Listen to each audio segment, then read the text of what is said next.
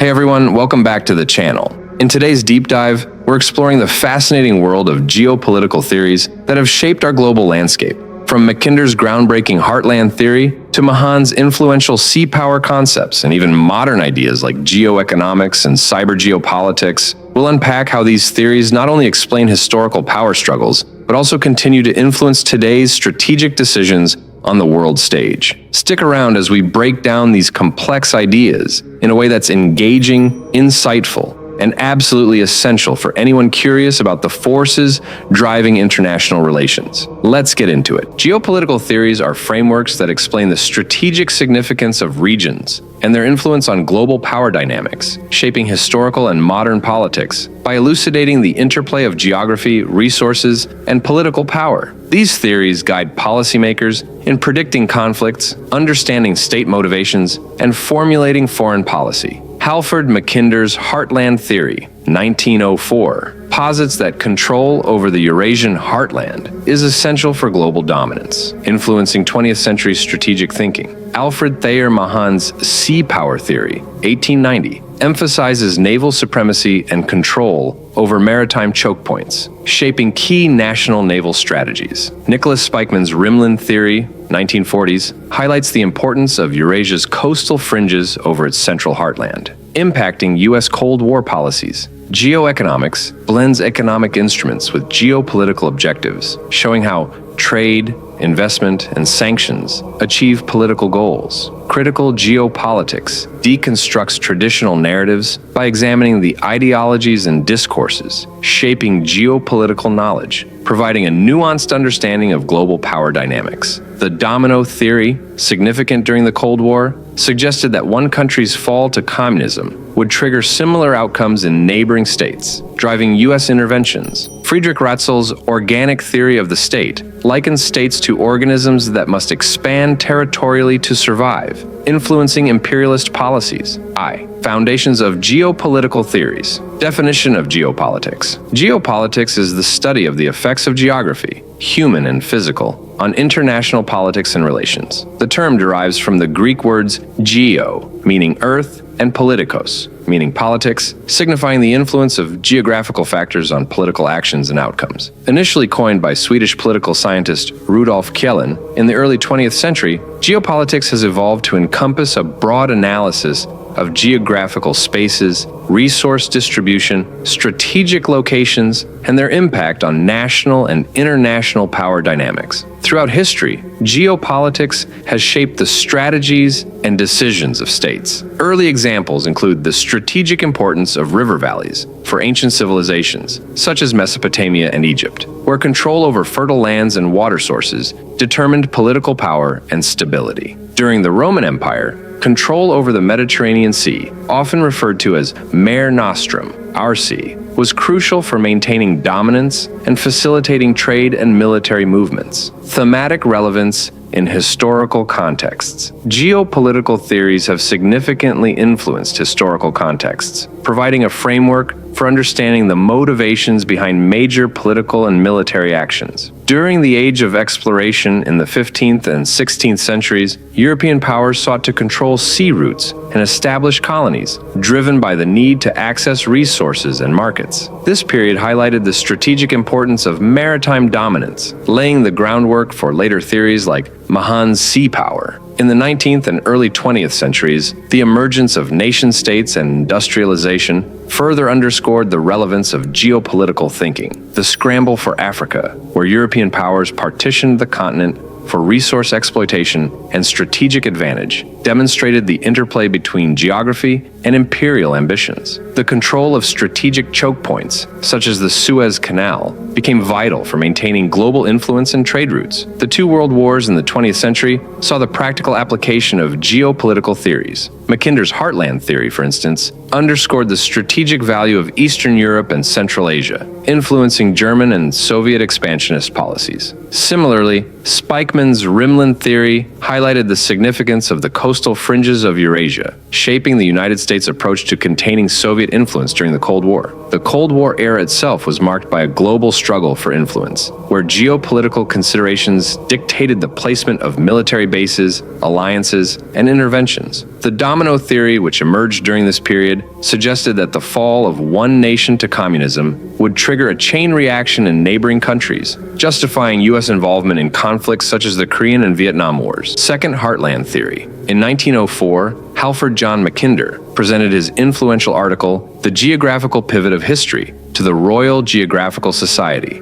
introducing the heartland theory that expanded geopolitical analysis to a global scale. Mackinder defined Afro-Eurasia as the world island and identified its heartland as the region bounded by the Volga to the west, the Yangtze to the east, the Arctic to the north, and the Himalayas to the south. He posited that control over this heartland could lead to dominion over the world due to its strategic position and abundant resources. Second heartland theory. In 1904, Halford John Mackinder presented his influential article, The Geographical Pivot of History, to the Royal Geographical Society, introducing the heartland theory that expanded geopolitical analysis to a global scale. Mackinder defined Afro-Eurasia as the world island and identified its heartland as the region bounded by the Volga to the west, the Yangtze to the east, the Arctic to the north, and the Himalayas to the south. He posited that control over this heartland could lead to dominion over the world due to its strategic position and abundant resources. Mackinder divided the world's landmasses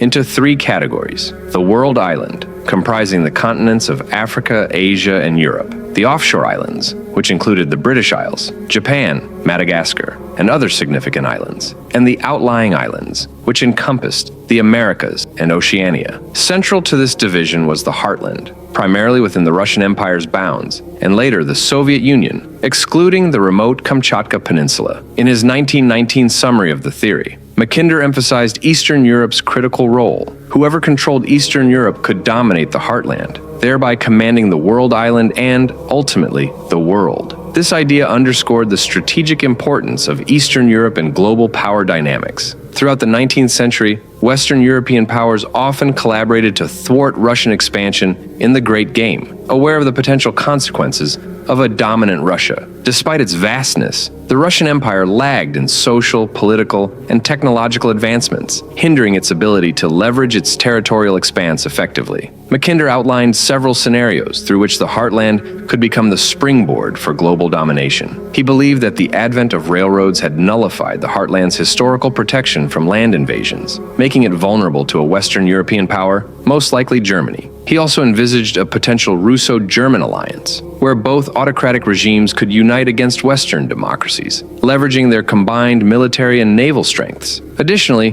Mackinder considered the possibility of a Sino-Japanese empire conquering Russia, with a combined East Asian coastline enhancing sea power potential. Though he did not focus on this scenario, it highlighted the evolving nature of global threats in the early 20th century. Mackinder's primary objective was to alert Britain to the declining efficacy of its naval dominance in the face of emerging land transport capabilities that could open the heartland to industrialization and invasion. This warning carried into modern considerations, as exemplified by Russia's significant oil exports through pipelines, reinforcing the heartland theory's relevance in exploiting the world island's resources. Mackinder's heartland theory profoundly influenced geopolitical thought, underscoring the enduring significance of geography in global power structures and strategic planning. Historical applications. The Great Game. During the 19th century, the heartland's strategic significance was evident in the Great Game, a geopolitical struggle between the British and Russian empires for dominance in Central Asia. Both powers sought to control the region to secure their imperial interests, with Russia pushing southwards and Britain aiming to protect its Indian territories. This rivalry underscored the heartland's importance as a buffer zone and a potential launching ground for further expansion. World War I. During World War I, the strategic importance of Eastern Europe became evident as the Central Powers and the Allies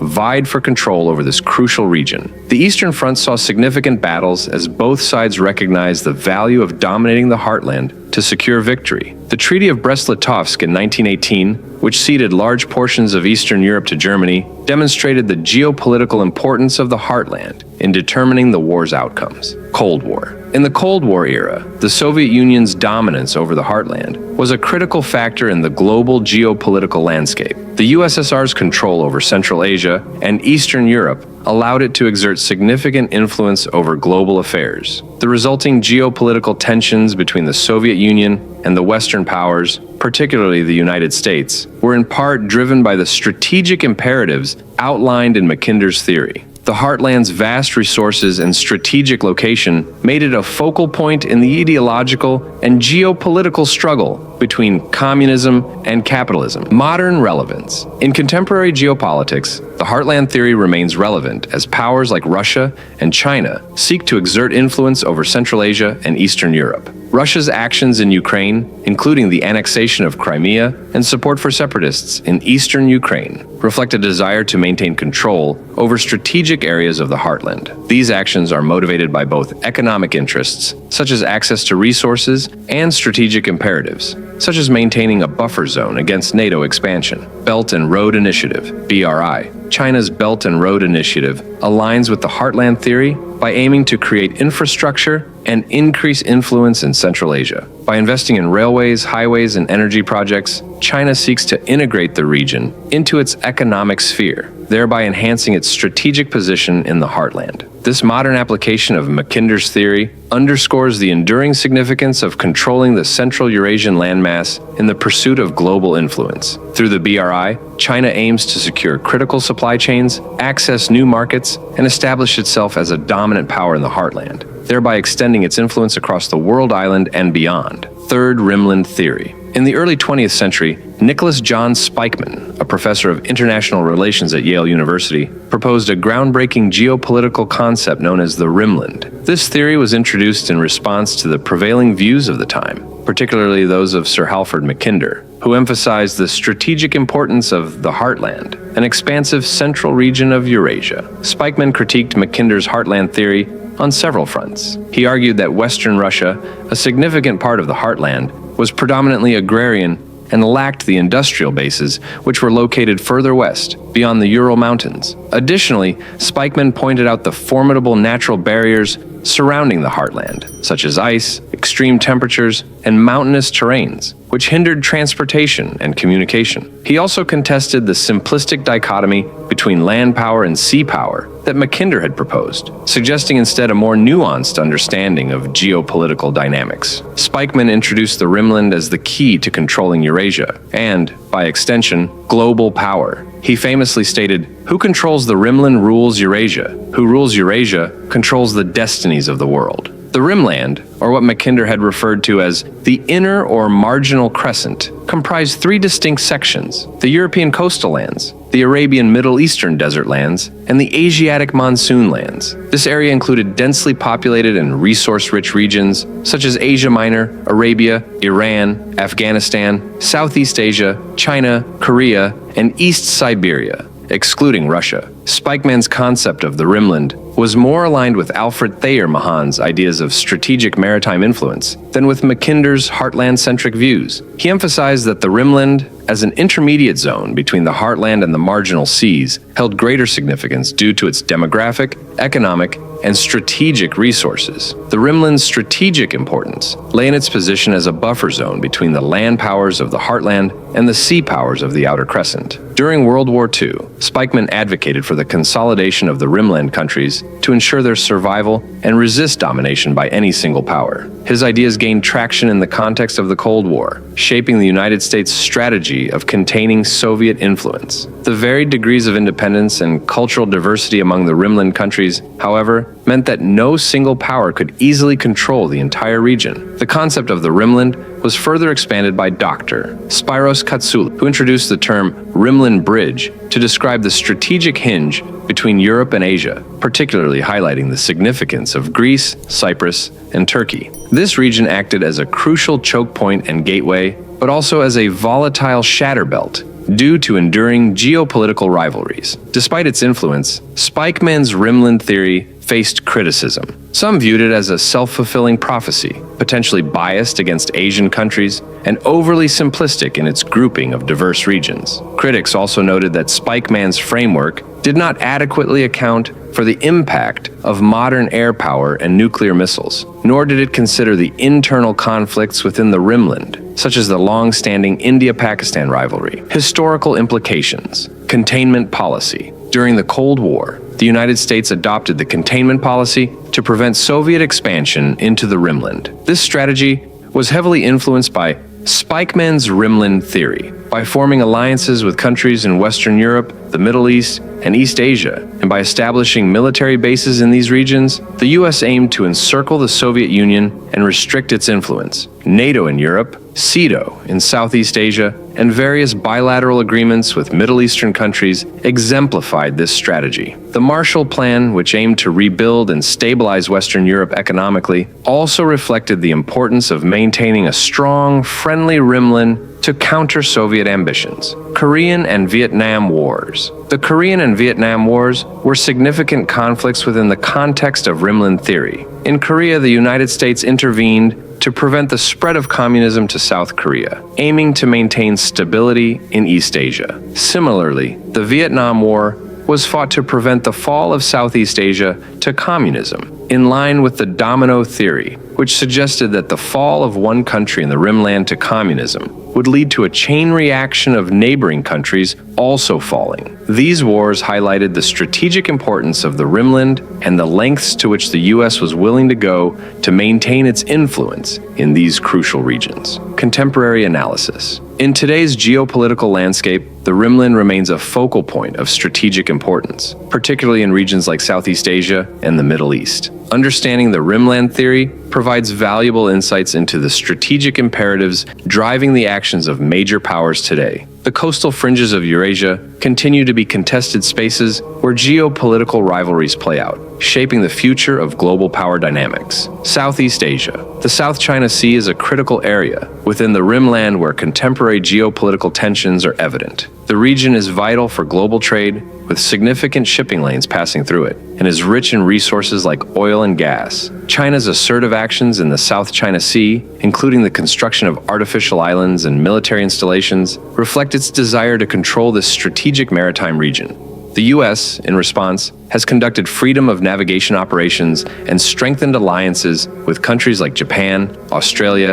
and the Philippines to counterbalance China's influence. Middle East. The Middle East continues to be a strategically important part of the rimland due to its vast energy resources and pivotal geographical location. The U.S. maintains a significant military presence in the region to secure its interests and ensure the free flow of oil through critical choke points like the Strait of Hormuz. Meanwhile, China's Belt and Road Initiative includes significant investments in Middle Eastern infrastructure, aiming to enhance its influence in the region and secure energy supplies. The competition for influence in the Middle East underscores the ongoing relevance of rimland theory in contemporary geopolitics. Fourth, sea power theory. The influence of sea power upon history, 1660 to 1783, is a seminal work in the field of naval warfare, authored by Alfred Thayer Mahan, an American naval officer and historian. Published in 1890, the book explores the critical role of sea power during the 17th and 18th centuries, emphasizing the necessity of possessing the largest and most powerful fleet to achieve and maintain global influence. He argued that control of the seas enabled a nation to project power, protect trade routes, and influence international affairs. Mahan's ideas had a profound impact on naval strategy, shaping the policies of major powers such as the United States, the United Kingdom, and Japan in the late 19th and early 20th centuries. Scholars regard it as the most influential book in naval strategy, and its policies were rapidly adopted by major navies worldwide, leading to the naval arms race that preceded World War I. Mahan's work significantly influenced American expansionism and imperialism. Notably, Theodore Roosevelt, who later became President of the United States, was profoundly affected by Mahan's ideas. Roosevelt wrote to Mahan stating, "During the last 2 days I have spent half my time, busy as I am, in reading your book. I am greatly in error if it does not become a naval classic." Roosevelt's enthusiasm for Mahan's concepts is linked to his push for American expansionism, exemplified by the Spanish-American War. This war aimed to secure resources and naval highways across the Caribbean and Pacific, later enabling the operation of airstrips in strategic locations, such as Guam during World War I and World War II. Naval dominance is crucial for establishing and maintaining global power due to several factors. First, a powerful navy allows a nation to secure maritime trade routes, which are vital for economic prosperity. Control of these routes ensures the uninterrupted flow of goods and resources, which is essential for a nation's economy and its ability to sustain military operations. Second, naval strength enables a country to project military power far beyond its borders, allowing for rapid deployment of forces and the ability to influence distant regions. Finally, a dominant navy acts as a deterrent against potential adversaries, providing a strategic advantage in both peacetime and conflict. Historical case studies. British Empire. The British Empire's rise to global prominence was largely due to its naval supremacy. During the 18th and 19th centuries, the Royal Navy's control of the seas allowed Britain to establish and maintain colonies across the world. Key naval victories, such as the Battle of Trafalgar in 1805, ensured British dominance over rival naval powers like France and Spain. Britain's ability to control strategic maritime choke points, such as the Suez Canal and the Strait of Gibraltar, enabled it to protect its trade routes and secure its colonial possessions. The Royal Navy's strength allowed Britain to project power globally, facilitating the growth and maintenance of the largest empire in history. World War II. Naval battles played a crucial role in determining the outcome of World War II. The Battle of Midway in 1942 was a pivotal moment in the Pacific theater, where the United States Navy dealt a decisive blow to the Japanese fleet. This victory shifted the balance of naval power in the Pacific and allowed the U.S. to take the offensive in the region. Control of the seas enabled the Allies to conduct amphibious operations, supply their forces, and blockade Axis powers, ultimately contributing to their defeat. The strategic importance of naval power during the war underscored Mahan's principles and highlighted the critical role of sea power in global conflict. Cold War. During the Cold War, naval strategy was central to the global power balance between the United States and the Soviet Union. The U.S. Navy focused on maintaining a blue water navy capable of projecting power globally, protecting sea lanes, and deterring Soviet expansion. The establishment of carrier battle groups and the development of nuclear-powered submarines were key components of this strategy. The Soviet Navy, in contrast, aimed to protect its coastlines, project power in key regions like the Mediterranean, and challenge NATO's naval dominance. The naval arms race and strategic deployments during this period demonstrated the continued relevance of sea power in shaping international relations. Current perspectives. In the 21st century, sea power remains a critical factor in global trade and security. The strategic importance of maritime regions such as the South China Sea and the Indian Ocean underscores the enduring relevance of Mahan's principles. The South China Sea is a vital trade route, with a significant portion of global maritime trade passing through its waters. China's assertive actions in the region, including the construction of artificial islands and the militarization of key areas, reflect its desire to control this strategic maritime space. The United States and its allies conduct freedom of navigation operations to challenge these claims and ensure the free flow of trade. The Indian Ocean is another crucial maritime region, linking the Middle East, Africa, and Asia. It is a major route for oil and gas shipments, making it strategically important for global energy security. Naval presence and cooperation among nations like India, the United States, and other regional powers aim to ensure stability and secure maritime routes in the Indian Ocean. The competition for influence in these regions highlights the continued significance of naval power in contemporary geopolitics. Evaluating sea power in the 21st century reveals its vital role in shaping global trade and security. Control of the seas allows nations to protect their economic interests, project power, and maintain strategic advantages in an interconnected world. The principles of sea power, as articulated by Mahan, continue to inform the strategies of major powers, emphasizing the enduring importance of naval strength in the pursuit of global dominance. 5. World Systems Theory. World Systems Theory, a multidisciplinary approach to understanding world history and social change, emphasizes the world system over nation-states as the primary unit of social analysis. It examines the rise and fall of states, income inequality, social unrest, and imperialism through the lens of a global economic system divided into core, semi-periphery, and periphery countries. Core countries dominate higher-skill, capital-intensive industries, while peripheral regions focus on low-skill labor and raw material extraction, reinforcing core dominance. Immanuel Wallerstein, the main proponent, developed this theory in the 1970s, tracing the capitalist world economy's rise from the 16th century after feudalism's crisis. He posited that Europe exploited its advantages to control the world economy, promoting industrialization and capitalism, which led to unequal development. Wallerstein's analysis draws from Fernand Brauddel's concept of longue durée, André Gunder Frank's development of underdevelopment, and the idea of a single global society. Longue durée focuses on gradual changes shaping social systems, while development of underdevelopment highlights how peripheral economies are structured to benefit the core. The single society assumption opposes the view of multiple societies, emphasizing a holistic world system perspective. World systems theory challenges modernization theory, which views national development as a linear, universal process. Instead, it stresses the significance of transnational structures and historical context. Influences include the Analyse school, Marxism, and dependency theory, integrating long-term processes, social conflict, capital accumulation, and economic dependency into its framework. According to Wallerstein, historical capitalism has integrated various labor forms within a world economy characterized by a tripartite division: core, semi-periphery, and periphery. Core states are economically diverse, powerful, and technologically advanced, dominating global markets and political systems. Periphery states, in contrast, have weaker economies and governments, relying on raw material exports and labor exploitation. Semi-periphery states straddle these categories, seeking to advance economically while maintaining some level of exploitation. Throughout history, the world system has seen shifts in dominance among core states. The Netherlands, Britain, and the United States each held hegemonic positions at different times, driven by economic and military superiority. These hegemonies, however, were transient, lasting less than a century each. Critics argue that world systems theory overly focuses on economic factors, neglecting cultural dimensions and local class structures. Some, like William the Sir Robinson, criticize its state-centrism and inability to account for globalization's transnational social forces. Despite these criticisms, world systems theory remains a vital framework for understanding global inequalities and historical capitalism's dynamics. Sixth, geoeconomics. Geoeconomics, a term that blends geography and economics, refers to the use of economic instruments to achieve geopolitical objectives.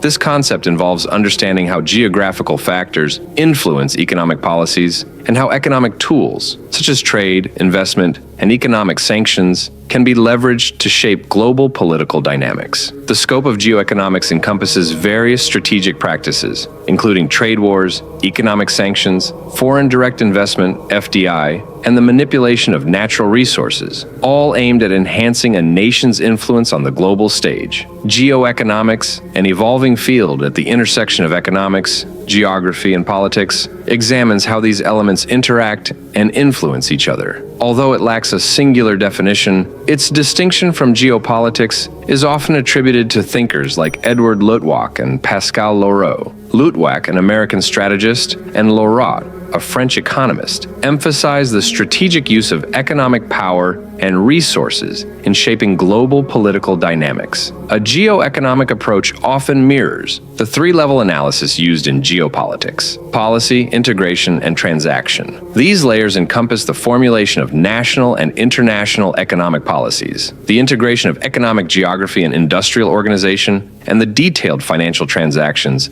that underpin global commerce. Policy level, U.S. economic sanctions on Iran. Policy, the United States has imposed economic sanctions on Iran to curb its nuclear program and influence its political behavior. This policy involves restricting Iran's access to international financial systems, prohibiting trade in certain goods, and freezing assets. Application. These sanctions aim to weaken Iran's economy, thereby pressuring the government to comply with international demands regarding its nuclear activities. The policy level sets the strategic direction and legal framework for these economic measures. Integration level. European Union, EU, single market, policy. The EU's single market aims to ensure the free movement of goods, services, capital, and people across member states. Integration. This involves harmonizing regulations, removing trade barriers, and standardizing product certifications across the EU. The integration of economic geography and industrial organization facilitates smoother cross-border transactions and strengthens economic cohesion. Application. Businesses operating in the EU benefit from a larger unified market, which enhances their competitiveness and efficiency. This integration level also fosters economic interdependence among member states, contributing to political stability and collective growth. Transaction level China's foreign direct investment (FDI) in Africa policy. China has a strategic policy of investing in infrastructure projects across Africa as part of its Belt and Road Initiative. Integration. The integration aspect involves aligning these investments with China's broader economic and geopolitical goals, such as securing access to natural resources and expanding its global influence. Transaction. At the transactional level, specific investments are made in projects like railways, ports, and power plants. For instance, the construction of the Addis Ababa-Djibouti Railway involved detailed financial transactions, including loans from Chinese banks, contracts with Chinese construction firms, and agreements with African governments. Application. These transactions directly contribute to the physical infrastructure and economic development of the host countries, while simultaneously enhancing China's economic footprint and geopolitical leverage in the region. Luttwak's perspective on geoeconomics underscores that states, driven by a logic akin to military conflict, aim to maximize economic benefits within their borders. This includes efforts to collect revenue, regulate economic activities for domestic gain, and strive for technological innovation, reflecting a zero-sum game mentality, where one state's gain is another's loss. Economic power is a crucial tool in geopolitical strategies, often preferred over military power for its subtlety and sustainability. Trade agreements and economic partnerships create dependencies and align interests, while sanctions and trade barriers can cripple adversaries' economies without direct conflict. Geoeconomic strategies include regulatory, financial, and directional approaches. Regulatory strategies, such as tariffs and export controls, protect domestic industries and retaliate against adversaries. Financial strategies use sanctions, foreign aid, and currency manipulation to exert influence. For example, financial sanctions can restrict access to international banking systems, isolating targeted nations economically. Directional strategies, exemplified by China's Belt and Road Initiative, BRI, guide investments to shape global supply chains and strategic alliances, creating economic dependencies and expanding geopolitical influence. Luttwak likens these strategies to military tactics, where technological superiority is the artillery, paving the way for commercial dominance. Predatory finance, involving favorable loans to boost exporters' competitiveness, sometimes breaches international agreements. Farrell and Newman's concept of weaponized interdependence elucidates power dynamics within geoeconomics. States leverage advantageous positions in global networks for coercive power through mechanisms like the panopticon effect, allowing extensive surveillance, and the choke point effect, controlling critical information or financial nodes. Use cases. Marshall Plan. By providing economic aid to war-torn Europe after World War II, the U.S. not only facilitated economic recovery, but also curbed the spread of Soviet communism, aligning Western Europe with American interests. Another example is the OPEC oil embargo of 1973, where Arab members used oil supply as a political weapon during the Yom Kippur War, significantly impacting the global economy and forcing Western countries to reconsider their foreign policies. United States and China trade war. Both nations have engaged in trade wars, imposing tariffs and restrictions on each other's goods and services to gain economic and strategic advantages. The U.S.-China trade war, which began in 2018, has had significant repercussions on global trade, supply chains, and economic growth. These economic policies reflect broader geopolitical strategies, with both countries seeking to assert their influence and protect their interests on the global stage. China's Belt and Road Initiative. By investing in infrastructure projects across Asia, Africa, and Europe, China is expanding its economic influence and creating a network of countries with economic dependencies on Chinese investment. This strategy enhances China's geopolitical clout without direct military engagement. Similarly, the U.S. has used economic sanctions extensively, targeting countries like Iran and North Korea to curtail their nuclear programs and influence their political behavior. European Union's economic policies. The EU's economic policies, including the creation of the single market and the Eurozone, have significantly increased economic integration among member states. These policies aim to enhance economic stability, growth, and cooperation within Europe, while also increasing the EU's collective bargaining power on the global stage. Russia's use of natural gas supplies. Russia has strategically used its vast natural gas supplies to exert influence over Eastern Europe. By controlling the supply and pricing of natural gas, Russia can leverage energy dependencies to achieve political and economic objectives, such as negotiating favorable trade terms or exerting pressure on countries with differing political stances. Seventh, domino theory. The domino theory, a prominent geopolitical concept during the Cold War, posited that changes in the political structure of one country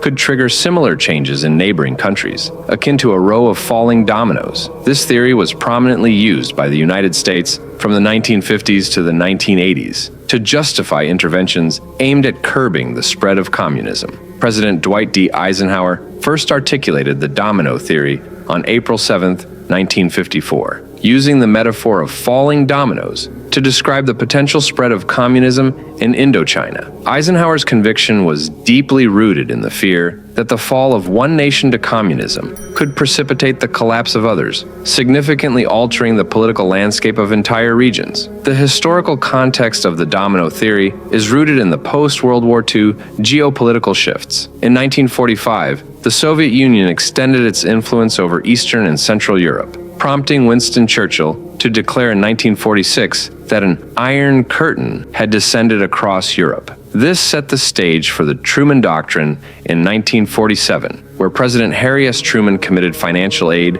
to Greece and Turkey to prevent communist expansion, marking the beginning of the U.S. policy of containment. This policy aimed to prevent the spread of communism beyond a defined buffer zone around the USSR. The 1949 victory of the Chinese Communist Party and the subsequent establishment of the People's Republic of China intensified American fears of a domino effect in Asia. This fear was further compounded by the Korean War, 1950 to 1953, where communist forces from North Korea, supported by China and the Soviet Union, clashed with South Korean and United Nations forces, led by the United States. The domino theory gained significant traction during the Vietnam War. The fall of French-controlled Indochina to the Viet Minh in 1954 and the subsequent division of Vietnam into North and South heightened U.S. concerns about communist expansion in Southeast Asia. Presidents Kennedy and Johnson invoked the domino theory to justify escalating American military involvement in Vietnam, aiming to prevent the spread of communism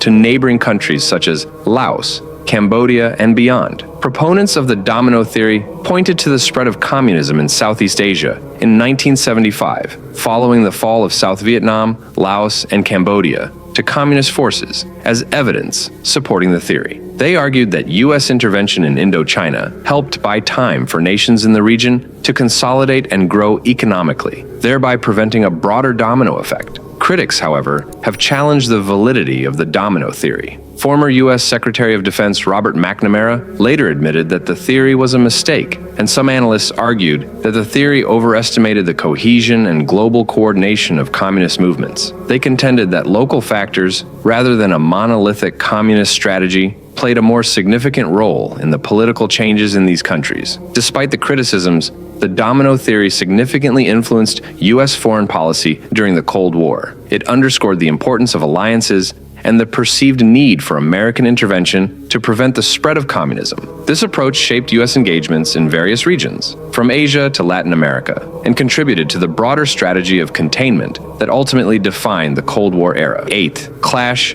of civilizations. In the early 1990s, American political scientist Samuel P. Huntington proposed a provocative thesis that the primary source of conflict in the post-Cold War world would shift from ideological and economic divisions to cultural and religious ones. This idea, known as the clash of civilizations, first emerged during a 1992 lecture at the American Enterprise Institute and was later elaborated in a 1993 article in Foreign Affairs and his 1996 book, The Clash of Civilizations and the Remaking of World Order. Huntington's thesis was a direct response to his former student Francis Fukuyama's optimistic vision of the end of history, which suggested that liberal democracy and free market capitalism had triumphed as the ultimate form of human government. Huntington argued that the world was returning to its natural state of cultural and civilizational divisions. He identified several major civilizations: Western, Latin American, Orthodox, Eastern,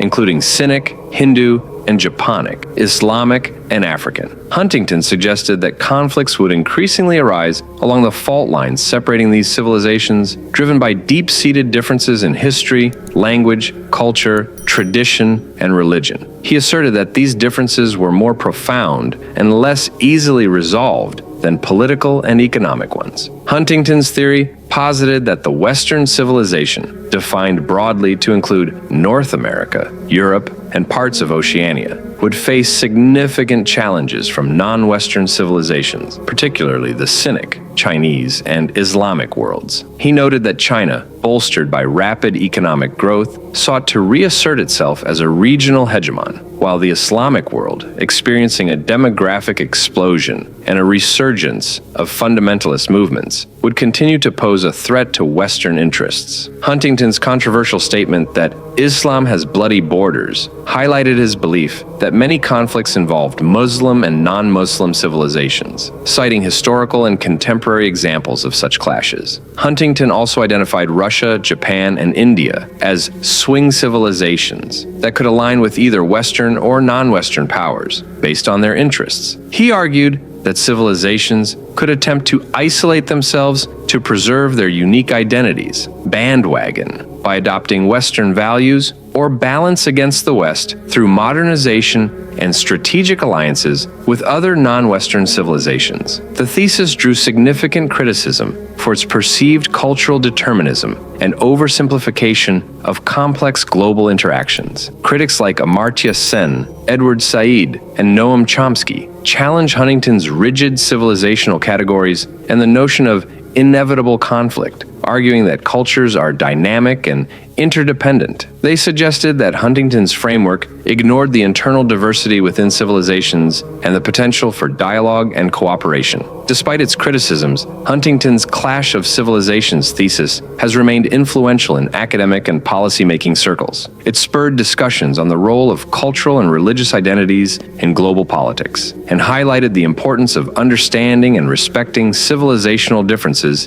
in an increasingly interconnected world. Ninth, organic theory of the state. The organic theory of the state is a geopolitical concept that likens the state to a living organism, suggesting that states undergo birth, growth, maturity, decline, and death, similar to biological entities. This theory emphasizes that the state, as a social organism, has a life cycle and requires space and resources to sustain itself. It implies that states must expand territorially and economically to survive and thrive. Historically, the organic theory can be traced back to the works of philosophers like Aristotle, who viewed the state as a natural organism. However, it gained significant traction in the modern era through the works of 19th and 20th century geopolitical theorists. One of the most influential proponents was Friedrich Ratzel, a German geographer whose work laid the groundwork for the development of this theory. Ratzel's organic theory of the state is closely related to his concept of Lebensraum, which translates to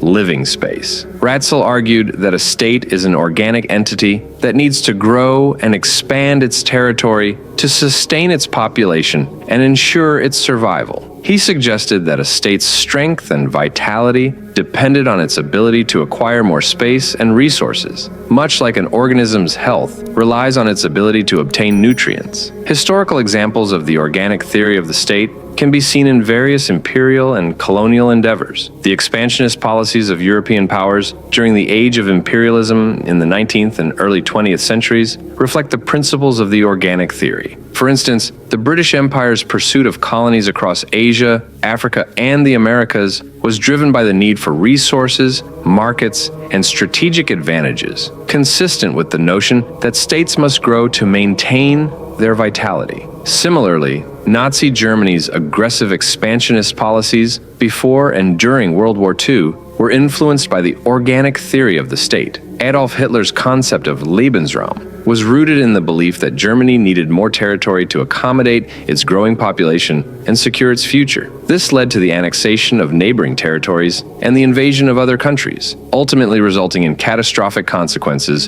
for Europe and the world. The organic theory of the state has been subject to criticism, particularly for its deterministic view of state behavior and its justification of expansionist policies. Critics argue that it oversimplifies the complex nature of states and international relations by reducing them to biological analogies. Additionally, the theory's emphasis on territorial expansion has been condemned for legitimizing imperialism and aggressive nationalism. The organic theory of the state has had a lasting impact on geopolitical thought. It has influenced various theories and practices in international relations, particularly those related to power, territory, and resources. Understanding the historical context and implications of this theory provides valuable insights into the motivations and actions of states throughout history, and continues to inform contemporary geopolitical analysis.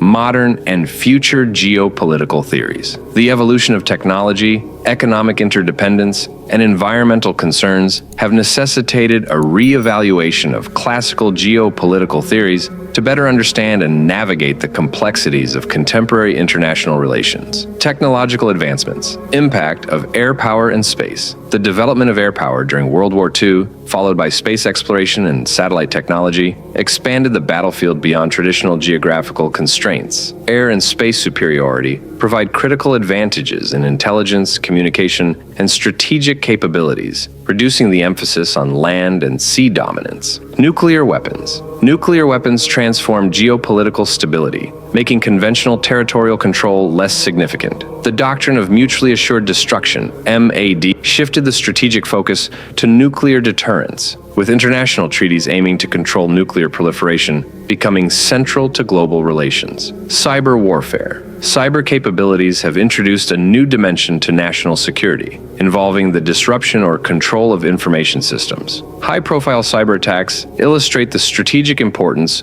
of protecting critical infrastructure and information networks, making cybersecurity a key component of modern geopolitical strategies. Economic and cultural factors. Globalization, increased global trade, and digital connectivity have reduced the importance of geographical barriers. Multinational corporations and global supply chains play pivotal roles in shaping geopolitics, as economic interdependence creates both opportunities for cooperation and risks of conflict. Cultural influence and soft power. Cultural diplomacy and media have become significant tools for exerting influence beyond territorial control. Countries leverage cultural assets to shape international perceptions and alliances, exemplified by the global reach of American media, China's Confucius Institutes, and South Korean pop culture. Emerging theories. Cyber geopolitics. This theory emphasizes the strategic importance of information networks and infrastructure. Nation-states and non-state actors vie for control over cyberspace, making cybersecurity and international cyber agreements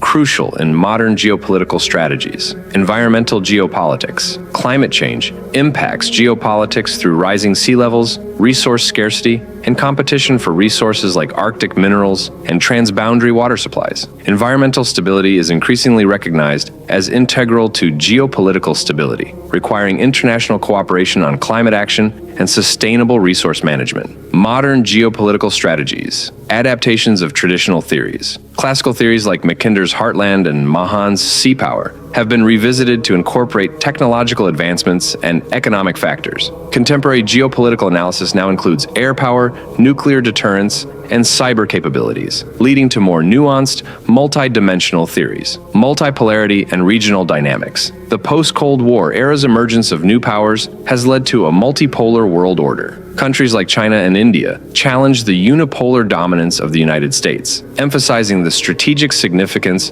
of regional power dynamics and economic capabilities. 21st century strategies. Modern geopolitical strategies incorporate advancements in AI, quantum computing, and hypersonic weapons. These technologies introduce new dimensions to power projection and defense, requiring nations to adapt their strategic calculations accordingly. Global challenges, issues such as pandemics, terrorism, and migration crises transcend national borders and demand coordinated international responses. Geopolitical theories must consider these non-traditional security threats to ensure national and global stability, Geopolitics of climate change. Environmental changes. Climate change poses significant challenges to traditional geopolitical theories. Rising sea levels, desertification, and extreme weather events destabilize regions, leading to resource conflicts and migrations. The Arctic's melting ice and accessible resources illustrate the strategic implications of environmental changes. Strategic adaptations. Nations must adapt their geopolitical strategies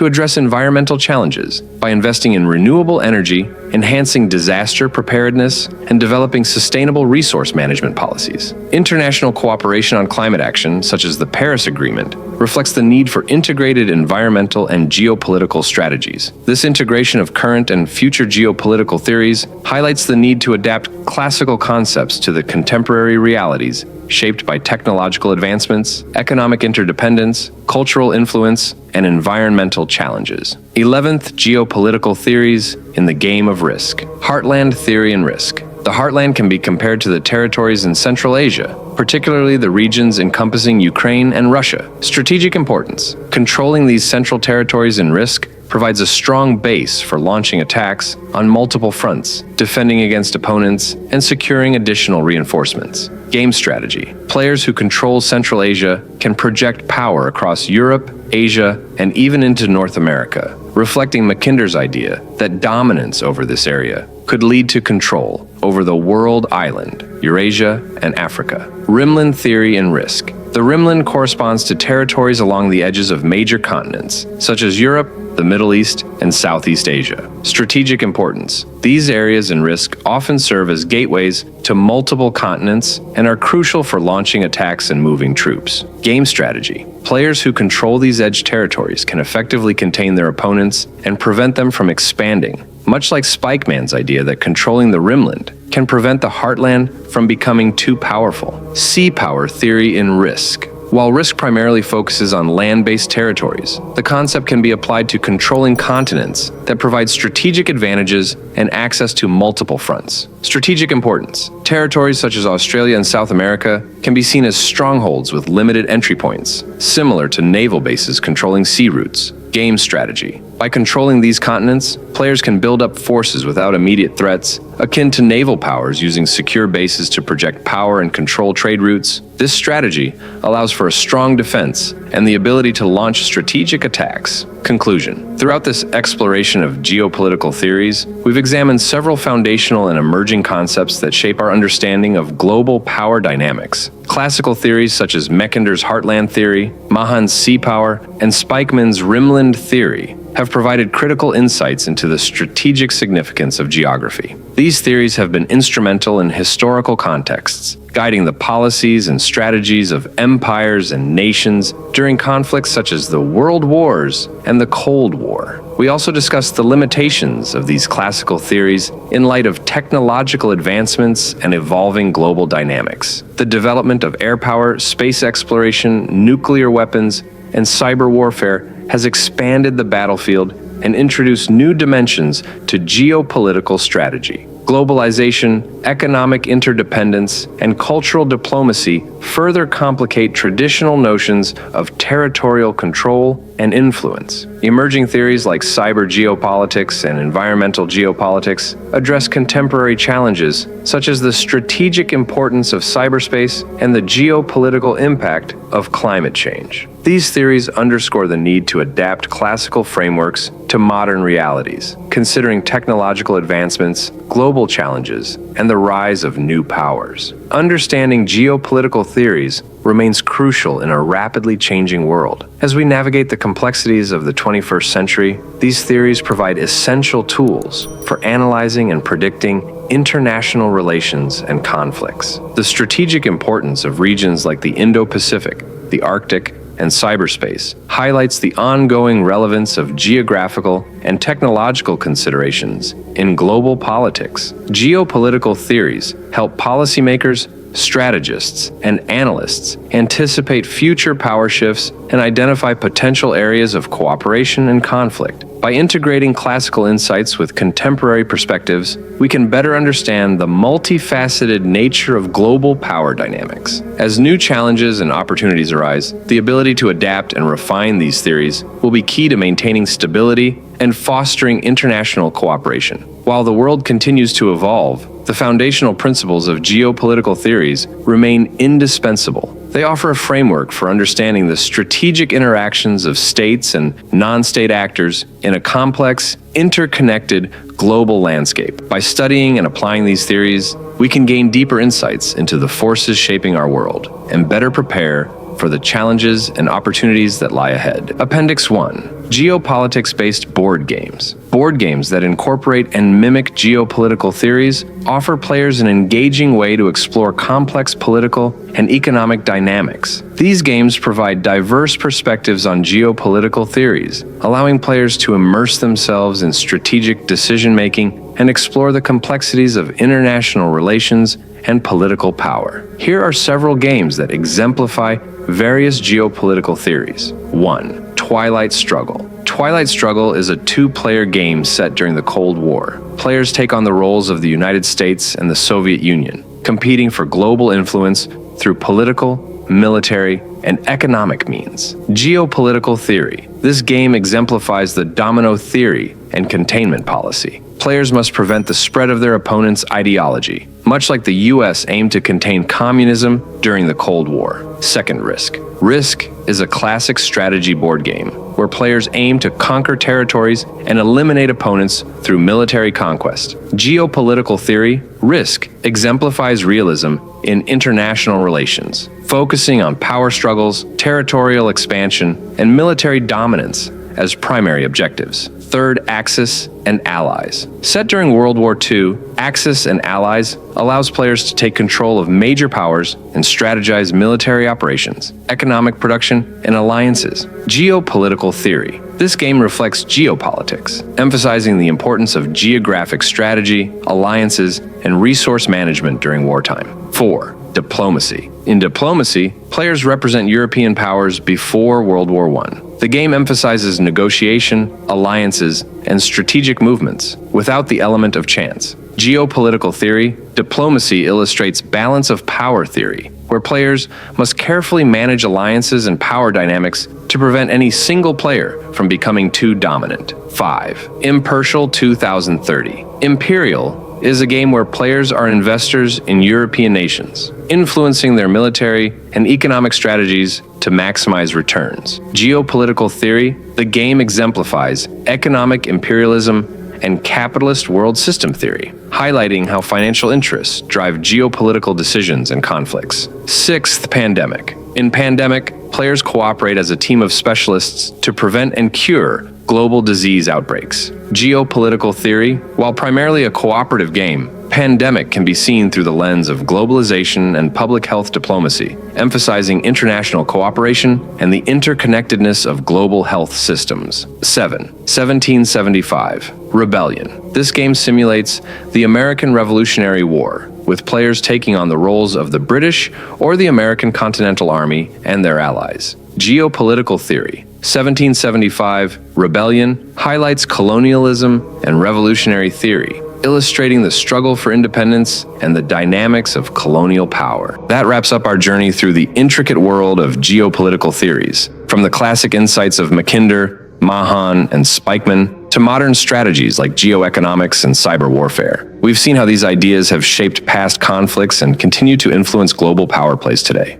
Thanks for joining me in breaking down these complex yet fascinating concepts. If you enjoyed this deep dive, don't forget to like, subscribe, and hit that bell icon for more insights into international relations and strategic thinking. Stay curious, and see you in the next video.